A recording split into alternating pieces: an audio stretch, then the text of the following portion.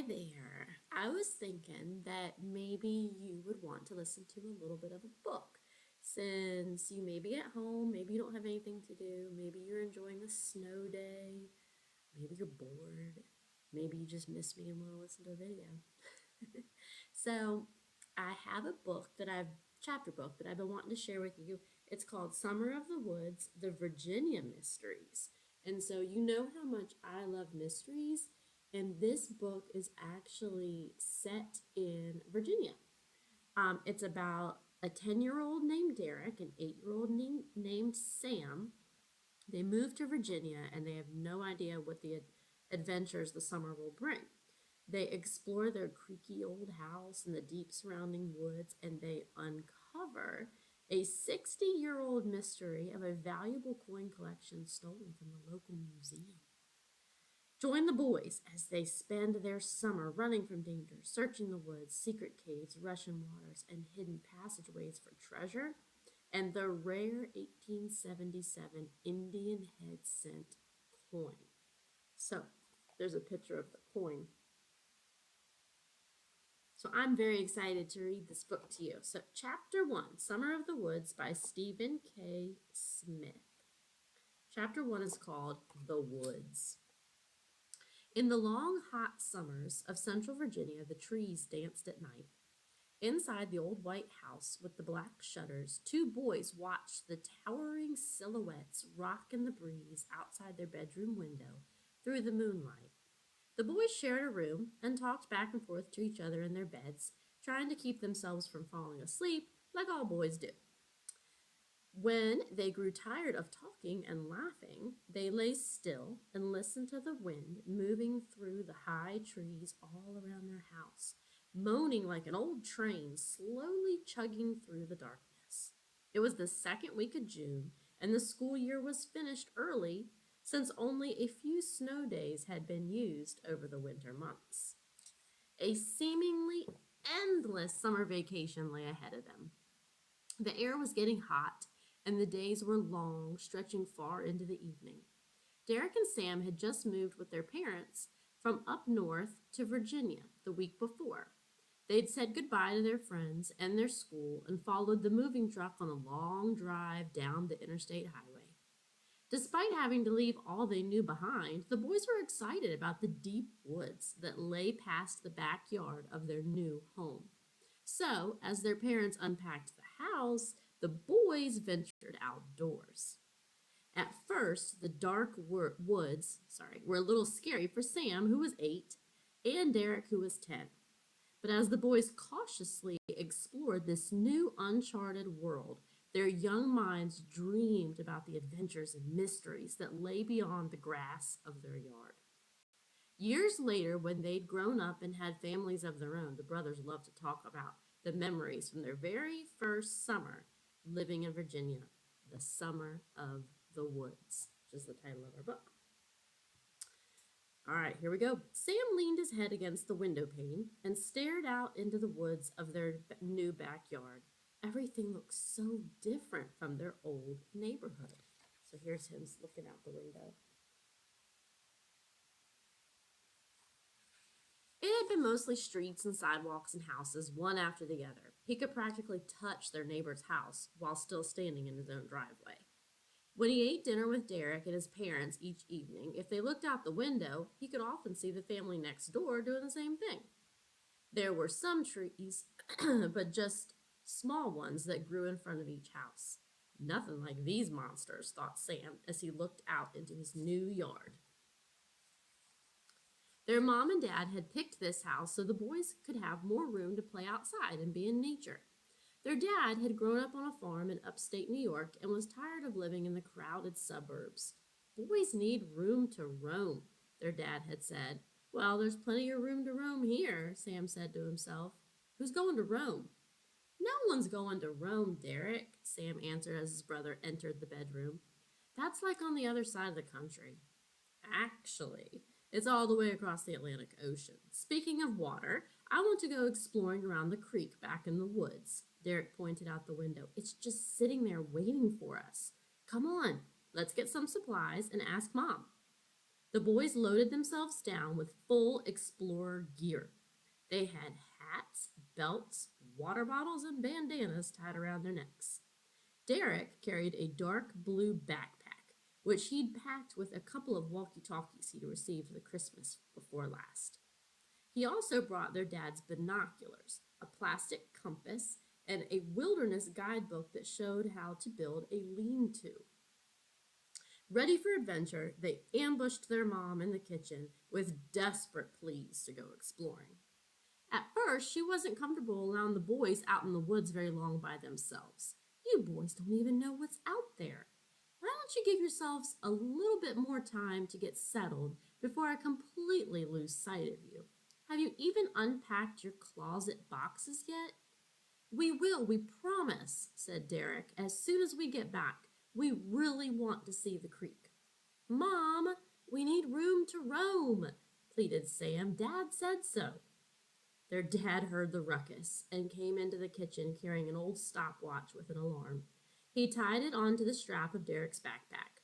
I set the timer for 1 hour. When the alarm goes off, it means it's time to come back home. I don't want you guys wandering too far off until you learn your way around out there. Woods like these can be great fun, but they can also be dangerous if you're not careful. Stay together so you don't get lost. The boys agreed to his instructions and marched out the back door like they were headed off to war. They ran excitedly down the hill to where a trail started at the edge of the woods. It was darker beneath the canopy of trees. Huge oaks and evergreens towered above them.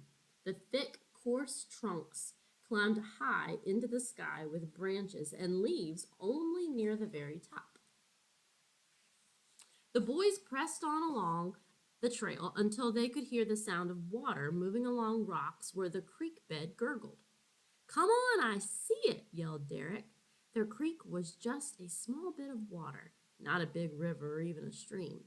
It moved slowly with occasional ripples as it passed over larger rocks, winding through the forest like a slithering snake. Dead trees littered the ground, some stretching across the water at odd angles like wooden bridges. The fallen logs were great for pirate games. Derek made Sam walk the plank over a river of ravenous crocodiles, eager to devour him. Sam consulted his compass, even though he didn't really know how to use it. He declared they should head west, or, as Derek reminded his younger brother, they should go left. For close to an hour, the boys hopped along the small rocks that littered the water and turned over stones to hunt for salamanders and crawfish, all the while keeping a keen eye out for snakes. The old man who lived next door, Mr. Hatkins, had come by the day they moved in to say hi. He'd even made them a cake, but didn't look very appetizing. Mr. Haskins warned them about copperheads living in the woods, which their dad said were poisonous snakes. It had nearly been enough to give Sam second thoughts about the whole exploration idea. But after some convincing by his older brother, and a talk with their dad about how unlikely it was that they would see one with all the noise they made, Sam felt a little better. If you see a snake, just don't step on it and don't try to pick it up. Go in the other direction and leave it alone. They're more scared of you than you are of them, their dad had counseled. Sam questioned whether that was really possible, but he trusted that his dad was right. That afternoon drew to a close, and the air grew slightly cooler as the boys moved deeper through the trees. In reality, they had not ventured more than a few hundred yards from where they'd begun their journey, but it seemed like miles and miles in the boys' minds. Sam walked behind his brother and pulled at the watch that hung from the backpack. 5 more minutes left on the watch, Derek. We should start heading back. Okay, just a minute. I want to see what's over here. Derek took a giant leap from the rock he'd been standing on. His foot slid across some loose dirt as he landed, and he threw his arms out to keep his balance, glad not to have fallen in the water in front of his younger brother. Be careful, Sam, he warned, acting as if he'd crossed hundreds of much larger rivers in his life. I'm heading up the hill to see what's over that ridge. Wait, I can't jump that far. Sam set one foot on a slippery stone and sank down to one knee in the water. A dart of color dove beneath a small stone next to his leg. He instantly thought of snakes, but he was relieved when a brightly colored salamander jumped back out from under the rock. It stood frozen in the dirt as if believing it was camouflaged. Oh, you're not a snake. Where are you going, little guy? Sam whispered quietly. The sunlight sparkled against the iridescent blue and silver stripes that ran from its head to tail. Its tongue slipped in and out, seeming to test the air for danger. Sam reached his hand out slowly. When his fingertip bumped the salamander's tail, it leaped straight up in the air with a start and scrambled back to the creek bank and out of sight. Sam looked up, but didn't see Derek anywhere. He began to take a step when something shiny in the water caught his eye. He moved to where he'd spied the shiny object, bouncing on a rock to look back into the water. At first, he didn't see anything, but when he turned his head, something sparkled. Sam reached his hand into the water and picked up a round metal object from the top of a smooth stone. It was a coin. Sam held the coin up between his fingers and inspected it in the late afternoon sun. The words 1 cent were written in big letters across the back. It was the color of a penny, but it looked very old and not like the usual coins he'd seen. Sam stuck the coin in his pocket. He looked up, but he still didn't see his brother. Derek! He peered into the woods, but he couldn't make out much of anything through the thick trees. His eyes rested up the hill on a line of pines and what appeared to be an enormous rock. All right, that's the end of chapter 1. And it kind of leaves you hanging like you don't know what's going on, right? So we met our characters, our main characters, Sam and Derek, and they're brothers. And as you listen to the story, I want you to compare them and think about the things that they have in common and contrast them and think about the things that they have different about them. And then I want you to see as the story goes on some of the ways that maybe they grow or change. And then I also want you to think about the setting.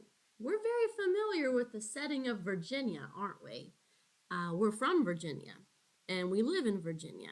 And so it's pretty cool to be hearing a story where the setting is very similar to what we're used to. I know a lot of you have woods in your yard. So that's the beginning of our story. I'm going to stop there for now, and I'll see you soon. Bye.